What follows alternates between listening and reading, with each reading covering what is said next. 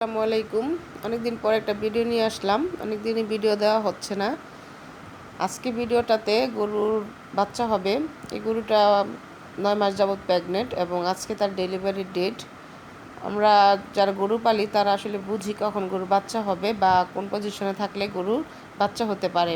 এই গরুটার বাচ্চা হবে, সেজন্য গরুটা ছটফট করছে। মানুষের যেরকম ব্যথা উঠলে ছটফট করে বা প্রসব বেদনা থাকে, গরুটা ঠিক ওই মনি বেদনা আছে। গরুটা চেষ্টা করতেছে যে বাচ্চা যাতে তাড়াতাড়ি প্রসব করতে পারে, কিন্তু হচ্ছে না।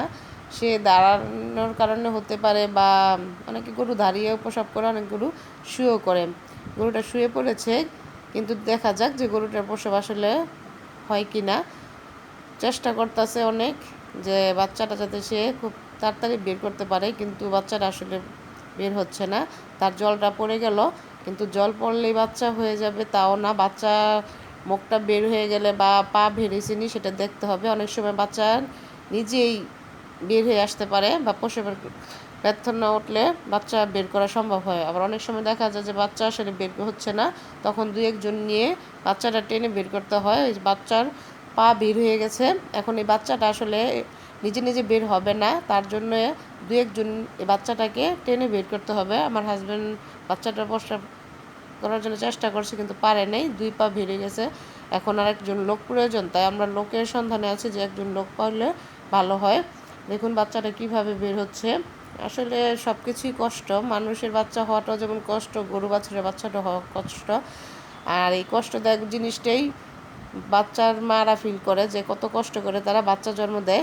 বাছুরটা দেখুন কিভাবে জন্ম নিচ্ছে, 2 জন মিলে বাছুরটাকে বের করছে। প্রথমে তার মুখটা বের হয়ে গেল এবং মুখ বের হওয়ার কারণে আলহামদুলিল্লাহ বাছুরের কোনো সমস্যা হয় না, কারণ মুখেই মেন। আলহামদুলিল্লাহ আমাদের বাছুরটা বের হয়ে গেছে সম্পূর্ণভাবে এবং সে এখন আলহামদুলিল্লাহ সুস্থ। এটা একটা ষাঁড় বাছুর। ষাঁড় বাছুর হওয়ার কারণ থাকে না কোনো, কারণ যে কোনো খামারেই ষাঁড় হতে পারে বা বকনা বাছুর হতে পারে। আর আমাদের খামারে এবার ষাঁড় বাছুরের ফলনটা বেশি হয়েছে। শরীরটা মুছে দেওয়া হচ্ছে যাতে তার শরীরে কোনো মিউকাস না থাকে, এবং মাও চেটে দিচ্ছে যাতে বাছুরটা পরিষ্কার হতে পারে। বাছুর পরিষ্কার করার জন্য আমরা সুতি কাপড় ব্যবহার করে থাকি। অনেকে অনেক কিছু ব্যবহার করে বা তারা খ্যারের দিয়ে রাখে, আমরা সুতি কাপড় দিয়ে পুরো তার সমস্ত শরীরটা মুছে দিই। মাও তার জিভা দিয়ে চেটে তার শরীরটা পরিষ্কার করে দিচ্ছে। যদি ভালো লাগে আমার ভিডিও তাহলে শেয়ার করবেন। ধন্যবাদ।